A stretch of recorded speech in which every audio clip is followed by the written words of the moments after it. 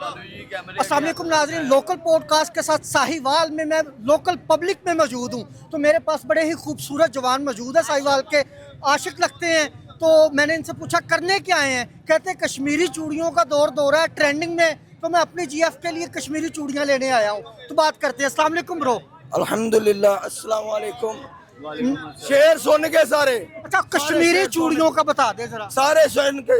अच्छा, कहता ये दिल की बस्ती भी क्या बस्ती है, ये दिल की बस्ती भी क्या बस्ती है, कभी उजड़ती है कभी बस्ती है। इधर मेरे पास आ जाओ। ये इतने दुखी क्यों हो आप? मैं दुखी नहीं है, मैं अल्हम्दुलिल्लाह बहुत खुश अपनी जिंदगी दे विच। बहुत ही खुश है, ना कोई धोखा ना कोई मौका। अल्हम्दुलिल्लाह, ना कोई प्यार ना कोई धोखा। अपनी जिंदगी दे विच बड़ा सुकून है, बड़ा ही सुकून है। प्यार नहीं करना किसी ने, अच्छा, प्यार नहीं करना। आप अच्छा कैमरे की तरफ क्यों नहीं देख रहे आप? प्यार क्यों नहीं करना? कोई धोखा मिला? मैं प्यार दे विच आ, मैनू मजा आ रहा।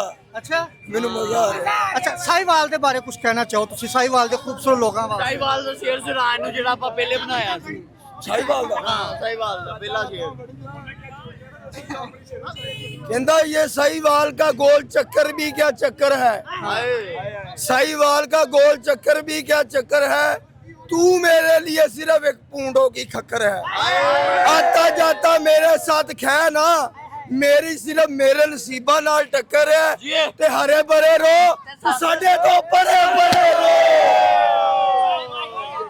ब्रो ਇੱਧਰ ਜ਼ਰਾ ਯਾ ਖੁੱਲੇ ਇਹ ਭਾਈ ਕਹਿੰਦਾ ਮੈਂ ਨਾ ਤੁਹਾਨੂੰ ਬੀਟ ਕਰਨਾ ਮੈਂ। ਹਾਂ ਠੀਕ ਹਾਂ ਦੱਸੋ ਭਾਈ। ब्रो सही मैं बीट तो नहीं कर सकता तानू भाई, पर मैं तानू थोड़ा या सुना सकता हूँ।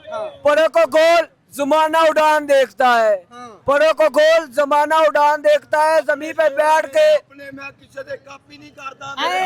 Very good very. ਦਾ ब्रांड हैगा मेरे की यार, मैं तेनू करे कोई गल कर रहा ਚੱਲ ठीक है ਚੱਲ ना। ਚੱਲ।